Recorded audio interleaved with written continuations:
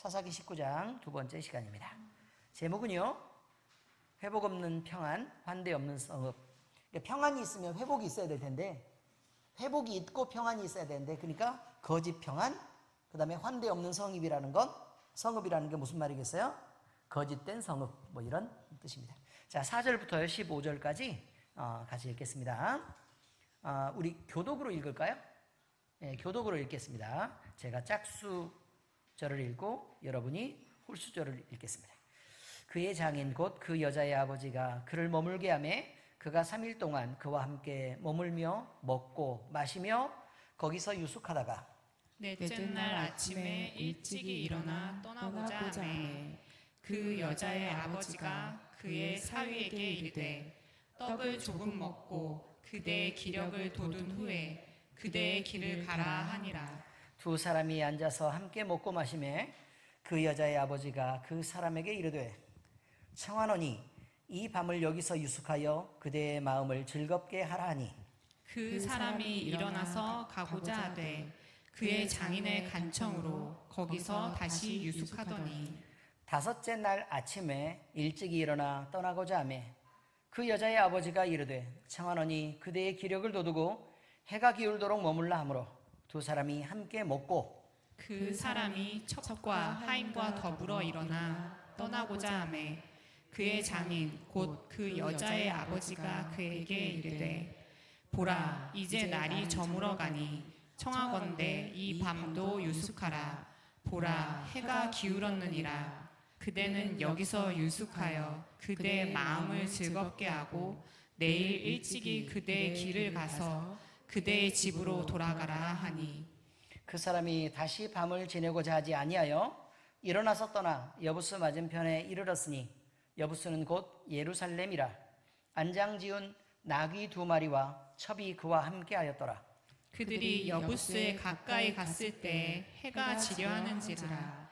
종이 주인에게 이르되 청하건대 우리가 돌이켜 여부스 사람의 이 성읍에 들어가서 유숙하십시다 하니 주인이 그에게 이르되 우리가 돌이켜 이스라엘 자손에게 속하지 아니한 이방 사람의 성읍으로 들어갈 것이 아니니 기브아로 나아가리라 하고 또 그 종에게 이르되 우리가 기브아나 라마 중 한 곳에 가서 거기서 유숙하자 하고 모두 앞으로 나아가더니 베냐민에 속한 기브아에 가까이 이르러 해가 진지라. 기브아에 가서 유숙하려고 그리로 돌아 들어가서 성읍 넓은 거리에 앉아 있으나 그를 집으로 영접하여 유숙하게 하는 자가 없었더라. 아멘. 여러분 위치는 잘 모르시죠? 위치가 갈릴리 바다가 이렇게 있어요. 갈릴리 바다. 그 다음에 쭉 이렇게 강이 있어요. 이 강의 이름은 요단강이요. 그 다음에 여기 아래에 죽음의 바다가 있어요. 어디라고요? 사해. 근데 사해의 서편으로 보면 여기에 뭐가 있는 거냐면 그 약간 요 서편에 이 경계면보다 조금 아래쪽에 뭐가 있냐면 예루살렘이 있어요. 예루살렘. 그죠? 그보다 조금 아래에 베들레헴이 있어요. 여기서 예루살렘이라고 얘기하는 데가 여부스예요. 아시겠죠? 여부스. 여부스 족속이 살고 있었기 때문에 여부스라고 얘기를 한 거예요. 그런데 거기가 예루살렘이고 바로 그 위쪽에 지금 이 사람들이 어디하고 지금 어디로 나아가자고 지금 어디 나와요? 기브아나 아니면 라마로 나가라고 그러죠. 기브아는 조금 더 위에 있고 라마는 좀 더 위에 있어요. 이렇게. 아시겠죠? 그러니까 미리 출발을 했었으면 이 사람들이 미리 아침에 출발했었으면 어디로 충분히 갈 만해요. 자기네 집이 어디 있었으니까요. 베들레헴이 있었으니까. 그죠? 자기 집이 베들레헴이 있었으니까 거기까지 충분히 갈 만하죠? 그죠? 그런데 언제 나왔다고요? 해가 질 역에 나왔단 말이에요. 해질역에 나왔어요. 그러니까 어쩔 수 없이 어디로 갈 수밖에 없어요. 중간에 다른 성읍에서 머물 수밖에 없는 상황이 생겼고 그렇게 머물렀기 때문에 이런 일들이 벌어졌다라는 것은 우리가 지금 상황상 조금 알아야 됩니다. 위치도 이제 정리됐으니까 이렇게 알아야 된다는 것입니다. 그리고 지금 여기서 첩을 데리러 간 이 사람이 어느 지파 사람이라고 말했어요? 레위 지파 사람이라고 얘기했죠. 그러면 이 사람은 자기의 자리를 지키고 있어야 될 사람이잖아요. 하나님을 향한 예배로 자리를 지키고 있어야 되는데 지금 첩대리러 가서 지금 며칠 머무르고 있어요. 한 5일 지금 머무르고 있죠. 그래요, 안 그래요? 5일 머무르고 있죠. 계속해서 이 사람이 거기에 머무르고 있는데 과연 그것이 옳으냐라는 질문을 할 필요가 있다는 거예요. 자기가 하나님 앞에서 받은 사명이 있는데 육신의 편안과 안락함, 그 다음에 자기의 어쨌든 첩놀이를 하고 그 다음에 첩을 데리러 가가지고 거기서 첩집에서 그냥 그것도 장인이라고 거기서 머물러 있으면서 그러고 있죠. 그죠? 이제 그러니까 이것이 과연 하나님 앞에서 옳을까라는 것을 오늘 돌아봐야 될 필요가 있다는 것입니다. 그리고 또 마찬가지입니다. 그러면 지금 기브아로 나아갔는데요. 기브아나 라마 중 한 곳으로 나아가서 거기서 유숙하자. 지금 이렇게 얘기했습니다. 그런데 돌아가서 거기까지 갔다라고 얘기합니다. 그런데 문제가 뭐냐면요. 문제가 기브아 지금 이렇게 얘기를 하면 뭘 얘기를 하고 있는 거냐면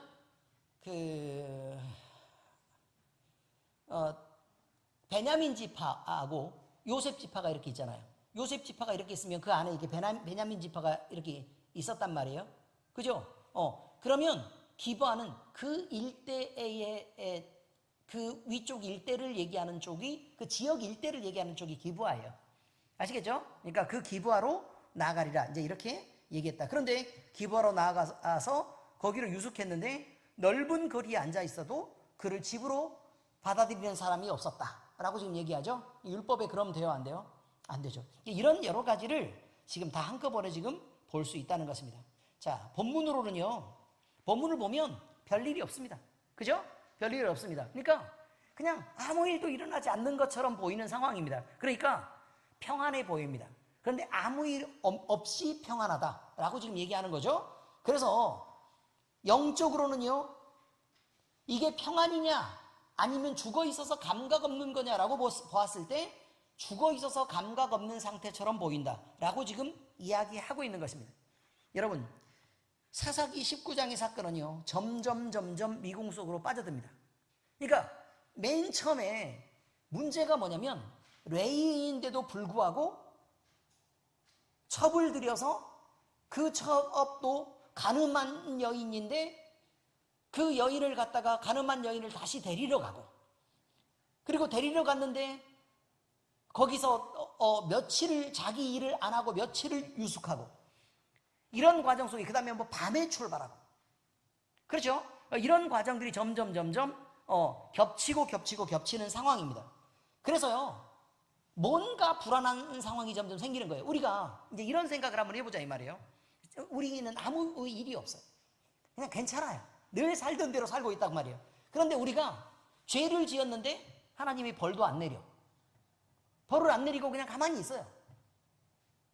아시겠죠? 그 다음에 막 주일날 안 지키고 막 이렇게 막 놀고 막 이렇게 하고 예배도 똑바로 안 드려요. 그리스도인으로 살지도 않아. 그런데 아무 일이 없는 것처럼 이렇게 쭉 이렇게 몇 날이 쭉 이렇게 지나간단 말이에요. 그러면 우리가 영적인 감각이 있는 사람들은 이걸 보고 안 되는데 이런 생각이 들어요, 안 들어요? 들겠죠. 그러니까 목사님은 늘 그런 생각을 하고 있다는 거예요. 그런데 막상 그렇게 살고 있는 본인들은 별일이 없이 평안한 거예요. 나도 건강하고 우리 가족도 건강하고 자식들도 그냥 있는 대로 그냥 잘 살고 있고 뭐 특별히 아프지도 않고 뭐 그냥 별일 없이 그냥 잘 지내고 있는, 그 다음에 뭐 일도 그냥 그런 대로 뭐 먹고 살만하고 대인관계도 별로 나쁘지 않고 이렇게 아무 일 없이 사는 것처럼 보이는 그 일상들에 대한 이야기를 지금 하고 있다는 것입니다. 그 일상. 여러분은 이 일상이 여러분을 긴장시키지 않는다는 게 문제라는 거예요. 긴장시키지 않는다. 점점 자 보세요. 우리가 어떤 상황이 점점 이어지는 거냐면 죄를 짓고 그냥 평안한 것처럼 보이는 것은요 점점 스프링을 압축해 가는 거랑 비슷한 것입니다. 점점 조금 압축할 때 튀어나가 가지고 이렇게 하면 덜 다치지만 잔뜩 압축해서 위험해 라고 계속 경고를 해갑니다. 이러면 큰일 나요. 뭐라도 해야 돼요. 지금 이러면 안 돼요. 옛 습관을 버리세요. 죄의 습관을 버리고 빨리 돌아오세요. 이렇게 얘기하죠. 그렇게 살면 위험해요. 별일 없는 것처럼 보이죠? 안 그래요. 나중에 더 큰 일들이 다가온다니까요. 그러지 마세요 라고 계속해서 경고를 합니다. 이스라엘 백성에게도요, 끊임없는 경고가 있었습니다. 그래서 그들이 나중에, 지금은 이게 사사시대지만 나중에 이제 왕국 시대가 이어지고요, 그 분열 왕국 시대가 이어졌을 때 그들에게 계속해서 선지자들이 와가지고 뭐라고 얘기하냐면, 우상을 섬기지 마라. 그러면 너희가 하나님께 큰 징계를 받게 된다. 하나님과의 언약을 지켜야 된다. 너희가 원래 하나님 한 분만 섬기기로 그렇게 하나님과 약속하지 않았냐? 주님이 이 땅에 너희를 이끌어들이시는 것은 너희가 이렇게 살라고 한 것이 아니라 예배자로서 바로 서서 살라고 한 그 목적이 있는 것이 아니냐? 그러니 살아계신 하나님을 너희가 배신하는 그 일을 하지 말아라. 너희가 지금 믿고 있는 우상들이 너희를 구원할 것 같지만 그렇지 못한다. 나중에 분명히 멸망할 거다.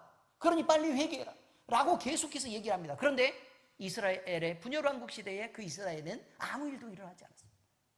오히려 더 장사도 잘 됐고, 그냥 상업도 잘 되고 무역도 잘 돼가지고 살만하다라고 생각했습니다. 그런데 그들이 영적으로 문제가 생겼어요. 영적으로 문제가 생기니까 결국 그들에게 행복이 없어지고 말았습니다. 바로 이런 것입니다. 시간이 점점 지나자 그 왕국들은 어떻게 됐어요? 멸망하고 포로로 끌려가고 이렇게 될 수밖에 없었다라는 것을 지금 얘기하고 있는 것입니다. 그런데 여러분, 바로 이런 것들이 우리를 늘 긴장하게 안 만든다는 것이 우리 신앙에서 큰 문제라는 것입니다. 여러분 각자 마음에 손을 얹으시기 바랍니다. 마음에 손을 얹고, 자, 무엇부터 생각을 해야 되는 거냐면, 나는 그리스도인으로서 바른가? 라는 것부터 먼저 생각해야 돼요. 내가 살아있는 하나님 앞에 살고 있는 이 모습으로 괜찮은가? 라는 걸 생각해야 된다는 거예요. 그 다음에 또 한 가지 분명히 말씀드린 건, 여러분이 어떤 직책을 가지고, 이게 레위인으로서 부름을 받았잖아요. 그죠? 그것처럼 나도 내 이름으로 무엇인가 하나님께서 내 이름으로 맡겨준 일이 있다는 거예요. 근데 그 일에 있어서 나는 전혀 긴장감도 없이 그냥 아무렇지도 않게 몇 날 며칠을 계속 지내면서도 내가 괜찮은가? 그저 긴장하고 지내기는 하지만 내 행동에 아무런 변화도 없이 그냥 계속해서 시간을 끌고 있다면 여러분 대단히 위험한 것입니다. 큰일이 벌어집니다. 그러니 경고할 때 제발 부탁인데 저를 위해서 그러는 게 아닙니다. 여러분 자신을 위해서 하는 얘기입니다. 여러분 자신을 위해서. 그러니 부지런히 돌아보시기 바랍니다. 지금 아무도 자기 자리를 지키지 않습니다. 아무도 자리를 지키지 않아요. 레위인으로서 자리를 지켰습니까? 안 지켰습니까? 안 지켰습니다. 안 지켰습니다. 이게 중요한 것입니다. 그러면 이스라엘 백성들은 그들의 성읍에서요, 환대도 하지 않았고 율법을 지키지 않는 사람으로 살고 있었습니다. 그럼 그들의 입장에서 택한 민족다운 모습으로 살고 있었습니까? 그렇지 않았습니다. 그렇지 않았습니다. 나중에 보면요, 이들이 어마어마한 죄악들을 범하면서도 그들은 아무렇지도 않게 살았습니다. 차라리 소돔이 낫고 차라리 고모라가 나은 상황이었습니다. 이방인을 이방인이라 그래서 예루살렘의 여부성을 피했는데 차라리 거기에 들어가는 게 나을 뻔했다라는 생각이 들 만큼 여러분 대단히 하나님의 백성으로서 그들은 자기의 자리를 지키지 않았다는 것입니다. 이것이 문제입니다.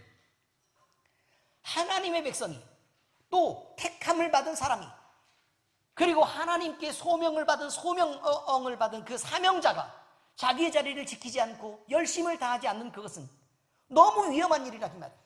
너무 위험한 일이라. 우리가 장로로, 그 다음에 안수집사와 권사로, 그 다음에 집사로, 성도로 이렇게 부름을 입었습니다. 여러분, 우리는 우리의 자리를 잘 지키고 있습니까? 우리의 본분을 잘 지키고 있습니까? 이 말씀을 통해서요, 우리에게 깨어나라고 강력하게 경고합니다. 그럼 경고를 듣지 않으면 매가 따라옵니다.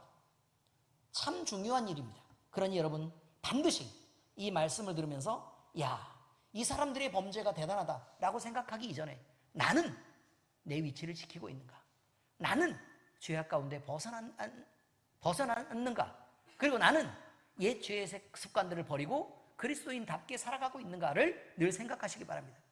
내 언어 습관은, 그리고 내 행동은 괜찮은가? 라는 걸 돌아보셔야 됩니다.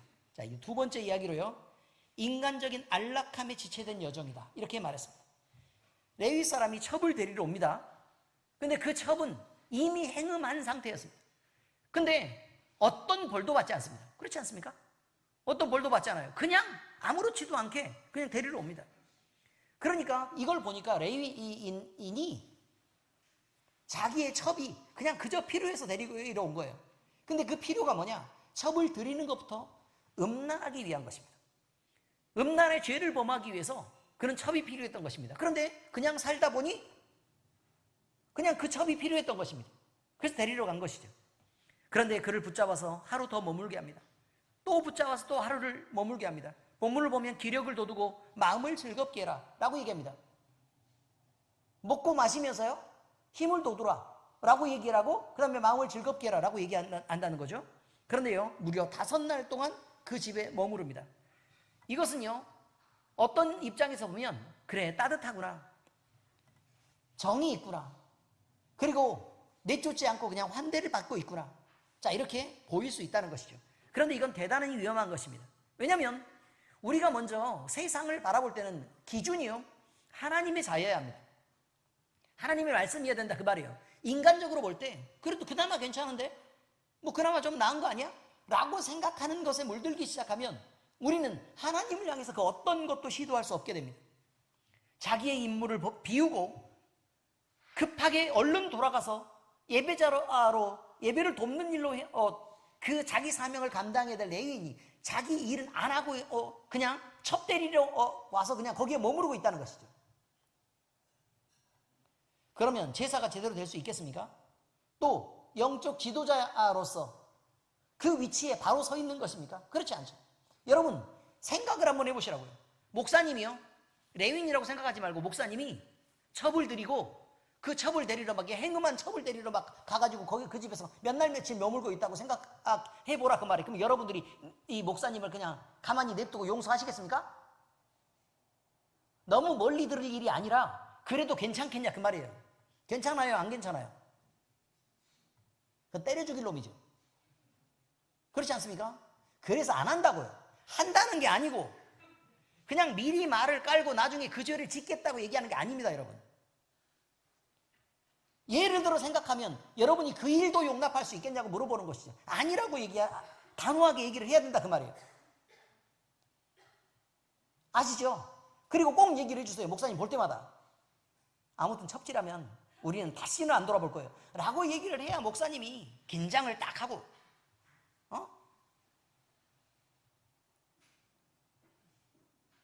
그렇게 죄악 가운데 빠지지 않죠. 다시는 우리는 돌아보지 않을 거예요 라고 얘기를 하란 말이에요. 여러분, 음란한 것은요, 하나님과 멀어지게 하는 것입니다.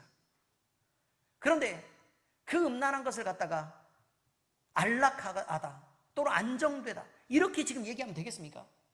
그리고 나서 몇 번이나 회복을 해야 되는데 그 회복의 기회를 계속해서 놓치고 있습니다. 그는 게을렀습니다. 그리고 우유부단했습니다. 그래서 더 큰 비극을 만나게 됩니다. 하나님이 그를 용납하겠습니까? 우리도 마찬가지입니다. 우리가 서야 될 자리가요, 저는 지금 목사니까 목사님이라면 도대체 용납이 안 되겠죠. 그래요, 안 그래요? 여러분 용납이 안 되죠. 그럼 그리스도인은 용납 되겠습니까? 여러분도 똑같은 위치지. 나도 용서 못합니다, 여러분. 아시겠습니까? 우리 교회에서 바람 피운 인간이 아무튼 걸리기만 하면 무조건 쫓아낼 거예요. 알아서 잘 나가요. 아시겠죠? 왜 대답을 안 해요, 다들? 아시겠죠? 아무튼 그런 거 절대 안 됩니다. 제가요, 그 얘기를 한 적 있잖아요. 제가 한 40살 조금 넘었죠. 한참 예쁠 때, 한참 예쁘고 생명이 6개월 남았을 때 제가 하도 졸라가지고 이제 목사를 하게 됐습니다. 그래서 목사를 하게 됐는데, 근데 문제가 뭐였냐? 6개월밖에 안 남았다는 거죠. 6개월밖에. 근데 그 6개월 동안 뭐라도 좀, 그러니까 그때 제가 몸을 돌아보지 않고 열심히 기도 사역도 하고, 그죠? 말씀도 기회 있을 때마다 끊임없이 말씀을 전하고, 잠도 안 자고 계속 그렇게 했습니다. 왜냐면 아니 6개월밖에 안 남았는데 잘 시간이 어디 있어요 지금. 그래가지고 막 새벽 5시까지 막 위에서 기도하고 막 쉬지 않고 막 그렇게 했었습니다. 그런데 눈치 없이 계속 5시까지 남아있었던 사람들이 여기 있습니다. 그런데 제가 미리 말씀을 드리는 거예요. 그러면 그렇게까지 주님 앞에 생명도 얼마 남아있지도 않고 그런 사람이 목사를 하겠다고 그렇게 나서면요, 그럼 그 사람이 꿈꾸는 교회는 어떤 교회였겠습니까? 음란을 허용하는 교회겠습니까? 아니면 죄악된 걸 용서하는 교회겠습니까? 그때 당시에 목사님 모습을 보란 말이에요. 아주 면도칼 같았어요. 하나도 용납하지 않았습니다. 그냥 한 번 경고해서 말 안 들으면 다 쫓아내버렸어요. 우리 교회 지금 상당히 많이 부흥했을 가능성이 있는 교회입니다. 많이 쫓아냈어요 제가. 왜요? 거룩한 교회의 성결함을 위해서요, 잊지 말아야 될 것들은 잊지 않아야 되는 거거든요. 근데 요즘에 목사님이 좀 말랑말랑해요. 그렇죠? 왜 말랑말랑하냐? 믿음이 연약한 지체들을 조금 봐주기로 하자라는 생각이 들었습니다. 왜냐면 좀 오래 살 것 같아가지고, 당장 죽을 것 같지 않아가지고 좀 봐주기로 하자 이런 생각이 들었어요. 그래서 내가 기도할 수 있으면 좀 기도 좀 하자, 내가 기도 좀 더 많이 하면 되겠지 뭐 라고 그냥 생각하고 있는데요, 그러고 나니까 인간들이 잘못합니다. 목사님은 기도해 주시면 우리는 평안하게 가도 되지 뭐 이렇게 생각하고 그냥 자기 마음대로 그냥 갑니다. 가슴이 아픕니다. 그래서 더 많이 힘들고 마음이 더 괴롭습니다. 여러분들이 어쨌든 하나님 앞에 바른 교회 아니면 우리는요 이렇게까지 엘림교회를 지켜야 될 이유가 없습니다. 반드시 성경에서 나오는 그 바른 교회가 세상에 있는 모든 사람들이 자기네 교회 좋다고 지금 얘기할 거 아니에요. 그럼에도 불구하고 우리는 사람이 좋다고 얘기하는 그런 교회 말고 하나님께 인정받는 그 교회를 반드시 우리 하나님 앞에 만들어 드리자라고 하는 그 꿈을 포기하지 마시기 바랍니다. 네, 그게 너무 중요합니다. 그런 교회의 장로가 되고, 그런 교회의 안수 집사로 서고, 그런 교회의 권사가 되고, 그런 교회의 집사가 되고, 그런 교회의 성도가 돼서 하나님께 함께 나가자 그 말이에요. 그래야 봉사도 의미가 있고 또 주님 앞에 교회를 나와서 예배하는 것도 즐겁지 않겠습니까? 그런 부분을 늘 생각해 주시기 바랍니다. 여러분, 그런데 우리 자신이요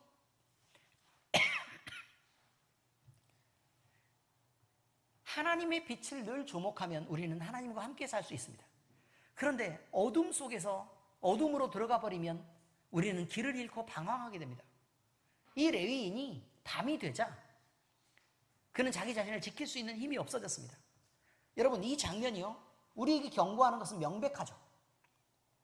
외형상 평안해 보이는 시간이 영적으로 반드시 좋은 시간은 아니라는 것이 확실하다는 거예요. 그래서 별일 없어 보여도 하나님 앞에 뜨거운 감정이 식어갈 때 우리는 어떻게 해야 돼요? 두려워할 줄 알아야 된다는 거예요. 무서워할 줄 알아야 된다. 그렇다는 것입니다. 어떤 사람은 그냥 자기를 흔드는 시험이 없고 또 인생에서 아무런 문제가 없어 보이면 그것이 하나님이 주신 평강이라고 착각합니다. 안 그렇습니다, 여러분. 하나님이 주신 평강은 고난 중에서라도 주님을 기뻐하는 게 평강입니다. 아멘? 괴로움을 받더라도 주님을 붙잡는 것이 평강입니다. 이 세상에서 우리가 안정되어 있지 않고 광야의 삶을 살아가더라도 주님이 우리와 함께 하시면 그것을 평강이라고 얘기합니다. 이것이 성경이 말하는 평강입니다. 이것을 꿈꾸시라 그 말이에요. 여러분, 우리의 삶이 늘 재정적으로도 안정되어 있고, 그러니까 벌 만큼 돈을 벌고 먹을 만큼 먹고, 그 다음에 별 탈이 없어가지고 하나님께 특별히 기도하지 않아도 우리가 아무 문제가 없는 삶을 살아간다면 그거는 두려울 줄 알아야 된다니까요. 두려워할 줄 아시라고요. 그것을 두려워할 줄 아시라 이 말이에요. 별일이 없는 그것을. 그런데 늘 하나님을 붙잡을 수밖에 없는 상황이 되고, 그래서 주님밖에, 늘 주님을 생각할 수밖에 없고 주님의 은혜를 구할 수밖에 없는 그런 삶을 여러분이 살아간다면 그때가 복인 줄 아시라 그 말이에요. 이게 중요한 거예요. 이게 중요한 거예요. 만약에 아무 일 없는 삶을 살아가면서 하나님이 내 마음속에 계시는지 안 계시는지도 잘 모르게, 내 마음속에 막 벅차오르는 감동도 없고 그런 뜨거움도 없는 그런 삶이 계속 이어지고 있다면, 그래서 우리의 삶이 하나님의 뜻이 주어졌을 때 마음껏 자유롭게 순종하는 삶을 살 수 없게 된다면 이것은 평강이 아니라 멸망 이전의 극단적인 고요함입니다. 태풍이 몰아치기 전에 갑자기 조용해지는 거, 새도 안 울고 동물들도 아무 소리를 안 내고 그냥 잠잠해서 긴장하고 있는 이런 상태가 바로 그런 상태라 그 말이에요. 그리스도인의 삶은 육신의 안락에 머무르는 삶이 아닙니다. 주님이 주시는 평안은 육신이 좀 피곤해지더라도 말씀에 따라 행동하는 삶입니다. 출애굽한 이스라엘 백성은 구름 기둥이 움직이면 따라서 움직였고요, 멈추면 따라서 멈췄습니다. 지금이요, 하나님이 광야의 삶을 살아갈 때 그렇게 살으라고 얘기하는 거예요. 지금 우리가 살아가는 것을 성경은 끊임없이 너는 여기서 영원한 삶을 사는 이 땅, 사는 데가 이 땅이 아니다 라고 얘기하고 있고요, 이 땅은 광야고 나그네 삶이라고 계속 얘기하잖아요. 그게 무슨 말이에요? 광야의 삶이고 나그네 삶이라고 얘기하는 것이 우리가 사는 게 그렇게 피곤하고 힘들다는 얘기입니까? 아닙니다, 여러분. 이스라엘 백성이 광야를 살아갈 때 성경 어디를 봐요? 광야에서 피곤하고 힘들었다는 얘기가 나오는지. 그런 얘기는 일치에 나오지 않습니다, 여러분. 그들이 광야의 삶을 살았다는 것은 하나님이 움직이면 움직이고 하나님이 멈추시면 멈추는 삶을 살 수밖에 없는 그런 조건 하에서 살았다는 얘기를 말하고 있는 것입니다. 지금 우리가요, 광야를 산다니까요. 어디를 살아요? 광야. 그리고 우리의 나그네라니까요. 누구라고요? 나그네라고. 광야를 사는 나그네라 그 말입니다. 하나님이 일어서시면 일어서는 것이고 하나님이 걸으시면 걷는 것이고 하나님이 멈추면 멈추는 것입니다. 광야는 그렇게 사는 것입니다. 왜 우리 마음대로 우리의 인생을 계획합니까? 왜 우리 마음대로 주도권을, 인생의 주도권을 왜 우리가 갖고 있습니까? 왜 우리 마음대로 선택합니까? 하나님이 일어날 때 우리가 같이 일어나야 합니다. 하나님이 걸을 때 같이 걸어야 하고 멈추면 멈춰야 합니다. 이것이 광야의 삶입니다. 하나님은 그것을 복이라고 얘기하고 하나님은 그런 삶을 살아가는 우리에게 복되다 그렇게 말합니다. 이스라엘 백성들을 가나안에 집어넣고요, 계속해서 했던 얘기가 있어요. 광야에서 하나님이 너희에게 베풀었던 은혜들을 생각해라. 얼마나 좋았냐, 얼마나 좋았냐. 하나님과 함께 있을 때 너희가 신발이 언제 부르튼 적이 있냐? 아니면 옷이 헤어진 적이 있냐? 먹을 걸 못 먹었냐? 마실 걸 못 마셨냐? 아니면 적에게 공격받은 일이 있냐?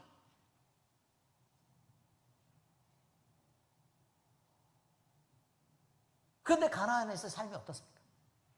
젖과 꿀이 흐른다는 그 가나안에서 이 인간들은 자기 보기에 옳은 대로 행했습니다. 그래서 자기 마음대로 삽니다. 사명을 버리고 살고요, 광야가 아니기 때문에 자기 마음대로 첩을 데리러도 떠나고 몇 날 머물다가 자기 오고 싶은 날 오고 그랬다는 것입니다. 어떻게 이것이 지옥이 아니고 천국이라고 얘기할 수 있습니다? 우리는 늘 물어야 합니다. 하나님이 그 불기둥 구름기둥을 위로 높이 띄우셨는가? 라는 걸 보셔야 돼요. 그럼 나한테 움직이라 라는 말이라 그 말이에요. 그럼 이스라엘 백성도 부지런히 짐을 싸야 돼. 그리고 구름기둥이 낮게 가라앉아. 그럼 어떻게 하면 된다고요? 그 자리에서 앉아서 짐을 풀어요. 그럼 된다 그 말이에요. 근데 왜? 하나님의 뜻이 무엇이라는 것이 이미 밝혀져 있고 이미 나와 있는데 왜 우리는 그저 우리의 삶을 살고 있습니까? 주님과 함께 걷는 삶을 왜 살지 않습니까? 그게 문제입니다. 내 자존심이 중요하고 그냥 내 안락함이 중요하고 그럼 내가 그냥 그냥 아무 일도 안 하고 그냥 이렇게 쉬는 게 그렇게 중요합니까? 그렇지 않습니다, 여러분. 여부수 사람들의 모양을 보시기 바랍니다. 아니, 여부수 사람이 아니죠. 기브아의 사람들의 모습을 보라 그 말이에요. 이 사람들은 광야에서 노숙할 처지가 된 형제를 보살피지 않습니다. 하나님의 율법에도 분명히 어긋납니다. 하나님은 이스라엘 백성에게 나그네를 선대하라고 명령하시고 심지어 그들을 사랑으로 대하라고 얘기했습니다. 왜? 너도 나그네 아니었냐? 너도 나그네 아니었냐? 네가 애굽 땅에서 남의 땅에 살면서 네가 고통받을 때 네가 위로를 구하지 않았냐? 그러니 너도 나그네를 보면 그렇게 해야 되지 않겠냐? 라고 얘기합니다. 뿐만 아닙니다. 우리가 살고 있는 이 세상에 대해서도 넌 지금 나그네로 살고 있지 않냐?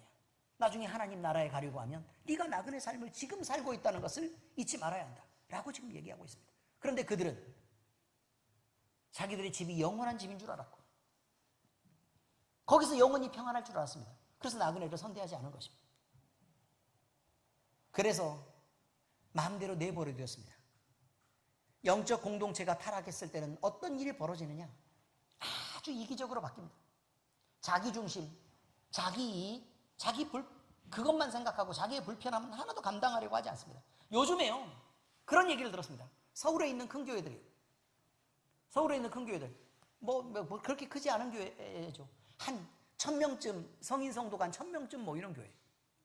그런 교회들은요, 교회 청소하는 사람을 찾기가 어렵습니다. 아무도 청소하려고 하지 않습니다. 여기 자기가 앉은 의자들 자기가 닦으면 되잖아요. 아니, 한 개씩만 닦으면 되지. 그렇지 않습니까? 그런데 그것도 청소 안 합니다. 쓰레기를 내버려 두고 갑니다. 여러분도 정신 차리세요. 본당 예배실이 그냥 여러분이 아무렇게나 써도 되는 건 줄을 착각하지 마시고 깨끗이 정리하고 청소하세요. 자기 자리. 아시겠죠? 내 자리만 하지 말고 우리 애가 썼던 자리, 그럼 옆 사람이 썼던 자리 이게 돌아보고 청소하시라 그 말이에요. 아무튼 그렇게 하지 않는답니다. 그래서요, 행사가 있어가지고 저녁 10시에 이제 권사님들이 다 이게 청소를 하러 오기로 했으니까 사역자들을 부목사님들, 뭐 전도사님들 이렇게 다 이렇게 강도사님 이렇게 다 모여가지고 8시에 모이라 그래요. 8시에. 청소는 몇 시에 하기로 했다고요? 10시에. 근데 사역자들은 몇 시까지 모여요? 8시까지 모이라 그랬대. 그 뭐 하려고 8시까지 모이라 그랬냐? 미리 청소하게. 그래서 미리 청소를 다 했대. 삐까번쩍하게. 근데 10시에 오신 그 권사님들의 청소하는 모습을 보고 왜 8시부터 청소했는가를 알게 됐대요. 자, 10시에 딱 오더니 자리에 다 앉아가지고 다 커피 마시고 빵 먹고 막 이렇게 하더래요. 그래서 10시에 와서 한 11시쯤 되니까 다들 걸레 하나 들고 일어나서 대충 이렇게 하고 바닥도 청소도 안 하고 이렇게 하고 뭐 괜찮네? 그럼 갑시다. 다 가더래요. 점심 먹으러 가자고. 12시에. 요즘 교회 현실입니다, 여러분. 근데 우리 교회는 진짜 봉사 열심히 잘하는 것입니다.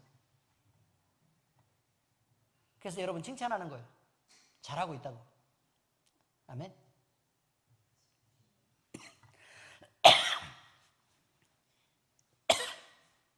이름뿐인 교회입니다. 이름뿐인 교회입니다. 주님을 위해서 그 어떤 수고도 감당하지 않으려고 하고 헌금만 내는 그런 교회. 물론 우리는 헌금은 잘 안 내죠. 돈이 별로 없으니까. 그렇지만 몸으로는 열심히 봉사를 잘하지 않습니까? 여러분, 이름뿐인 교회, 사랑 없는 공동체, 이것이 요즘 교회입니다. 어느 누구도 교회에 와가지고요, 교회에 나올 때는 여러분도 마음에서 죄송합니다.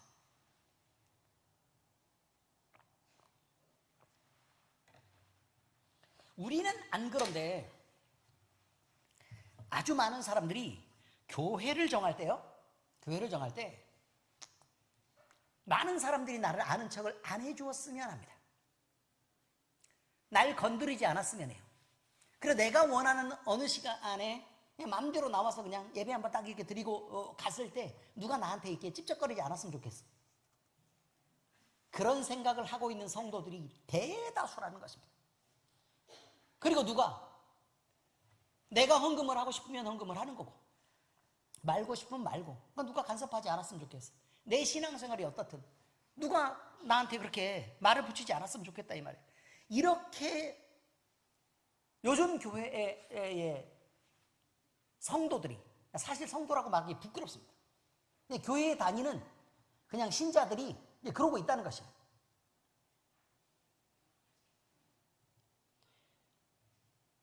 교회는 예수님이 머리 되시고 우리는 지체입니다. 아니, 지체가 아무런 기능을 하지 않는다면 곧 잘라내야 될 손톱과 무슨 다른 게 있겠습니까? 그렇지 않습니까? 암세포가 위험한 게 뭐 때문에 그렇습니까? 자리를 차지하고 기능을 못하기 때문에 그렇습니다. 만약에 암세포가 폐에 들어갔어요. 그런데 폐 안에서 열심히 폐가 하는 역할을 다 해. 그럼 뭐하러 그게 암이겠어요? 그렇지 않습니까? 그 다음에 막 심장에 막 암이 생겼어. 그러면 심장에서 막 열심히 심장만큼 막 열심히 일해. 그러면 뭐가 문제가 되냐고요. 암세포가 있으면 자리는 차지하되 일을 안 하기 때문에 그렇습니다. 그게 암입니다, 여러분. 근데 그게 진행되는 속도가 너무 빠른 거예요. 이 시대에 게으른 성도들도 마찬가지입니다. 암세포처럼 들어와 있습니다. 교회의 지체라고 얘기를 하지만 교회에 들어와서 지체의 일을 안 해요. 폐면 폐의 일을 해야 하고, 심장이면 심장의 일을 해야 하고, 콩팥 신장이면 신장의 일을 해야 되고, 또 콩팥하고 신장하고 다른 건 줄 알면 또 안 되는데, 췌장, 뭐 대장, 필요하지 않은 게 없습니다, 여러분. 각각의 위치에서 자기의 일을 해야 돼요. 중요한 것입니다. 그런데 일을 안 하고 자리를 차지하는 성도가 있다는 거예요. 그게 뭐라고요? 암이라고요. 그런데 그런 사람이 너무 급격하게 빠르게 늘어났다 그 말이에요. 그 교회를 다 덮어버렸어요. 그 교회는 어떻게 되겠습니까? 곧 죽습니다. 곧 죽습니다. 위험합니다. 외면, 무관심, 이런 것들은 영적 공동체가 사랑을 이룰 때 나타나는, 그 유기적인 생명력을 이룰 때 나타나는 현상입니다. 우리는 행동하는 경건을 가져야 합니다. 경건의 능력은 행동하는 데 있기 때문에 그렇습니다. 진심을 나누는 공동체 교회를 우리가 이뤄가야 하고, 우리가 하나님이 보실 때 바른 교회, 또 하나님이 보실 때 기뻐하는 그런 교회, 그런 성도들이 되어가야 할 것이라는 것을 잊지 마시기 바랍니다. 반드시 여러분 위치에서 필요한 충성을 다하시길 바랍니다. 역할을 반드시 해내시기 바랍니다. 그게 필요합니다. 디모데후서 3장 1절에서 5절 함께 읽겠습니다. 시작. 너는 이것을 알라. 말세에 고통하는 때가 이르러 사람들이 자기를 사랑하며 돈을 사랑하며 자랑하며 교만하며 비방하며 부모를 거역하며 감사하지 아니하며 거룩하지 아니하며 무정하며 원통함을 풀지 아니하며 모함하며 절제하지 못하며 사나우며 선한 것을 좋아하지 아니하며 배신하며 조급하며 자만하며 쾌락을 사랑하기를 하나님 사랑하는 것보다 더하며 경건의 모양을 있으나 경건의 능력은 부인하니 이 같은 자들에게서 네가 돌아서라 라고 말합니다. 여러분, 이 세대를 보시기 바랍니다. 여기 안에서요, 여기 안에서 성경은 어쩜 이렇게 많은 것을 나열했는데 꼭 정확하게 이것만 나열했는지 모르겠어요. 그렇죠? 너무 신기하단 말이에요. 한 개씩 한 개씩 조목조목 따지면서 한번 보라 그 말이에요. 정확히 이 시대에 우리를 말하고 있습니다. 그러나 우리는 이 같은 자들을 보면 어떻게 하라 그랬다고요? 돌아서라 라고 얘기했어요. 용서하고 용납해서 받아들이라고요? 아니요. 그러지 말라고 얘기하는 거예요. 왜? 그러면 교회의 생명이 암세포에게 잡아먹히니까 그렇다는 거예요. 늘 따뜻함을 갖고 우리 주님을 사랑하는 것처럼 우리 이웃과 교회를 사랑하는 우리 모두 될 수 있기를 예수 그리스도의 이름으로 축복합니다. 기도하겠습니다. 아버지 하나님, 참으로 부끄럽게도 우리는 사도 바울이 지적했던 말세의 징조들을 모두 가진 자들로 지금 살아가고 있습니다. 이것이 교회에도 영향을 미쳐서 우리는 그저 우리를 사랑하고 돈을 사랑하고 자랑하기를 즐거워하고 인정받기를 원하며 스스로를 높이고 교만하고 또 남을 비방하고 내 입장을 변호하기만 바쁩니다. 어느 누구의 말도 들으려고 하지 않고 늘 거역하며 감사를 잃어버린 삶을 살아가고 있습니다. 우리는 거룩하지 않습니다. 그리고 따뜻하지 않습니다. 남이 아무리 원통해도 그것을 풀어주려고 하지 않습니다. 그리고 오히려 모함하며 우리 스스로를 절제하지 못하며 우리가 사납게 주님의 선한 것을 좋아하지 않습니다. 그리고 늘 배신하며 또 조급하며 쾌락을 사랑하기를 하나님 사랑한 것보다 더한 경건의 모양을 했으나 경건의 능력을 부인하는 자로 혹시 우리가 살지 않는지 우리 자신을 돌아봅니다. 아버지 하나님, 이 같은 자들에게서 우리가 떠나게 하시고 우리 안에 있는 이 같은 모습에게서도 떠나게 하시옵소서. 반드시 우리가 하나님을 사랑하는 모습으로 바로 서게 하시고 말세에 우리를 부르시고 또 우리를 세우시고 우리에게 사명을 맡기신 우리 하나님의 뜻을 섬겨 따라서 살 수 있는 우리들 될 수 있도록 충성으로 사는 우리 되도록 하나님께서 우리를 인도하여 주시옵소서. 우리 마음속에 주님을 향한 정열이 타오르게 하시고 우리 마음속에서 죄를 미워하는 그 뜨거움이 우리 안을 불타게 하시옵소서. 그래서 아버지 하나님, 오직 죄에서 떠나고 죄의 습관들을 버리고 우리 주님 앞에 우리 주님이 주시는 그 사랑과 그 뜨거운 충성심을 가지고 살아가는 우리 모두 될 수 있도록 주의 인도하여 주옵소서. 우리가 살아가는 이 광야를 잊지 않게 하시옵소서. 주님이 앉으면 앉고 주님이 서시면 서고 주님이 움직이시면 움직이는 그런 삶을 주님과 함께 살아갈 수 있도록 함께해 주시옵소서. 살아계신 우리 주님 예수 그리스도의 이름으로 감사하며 기도합니다. 아멘.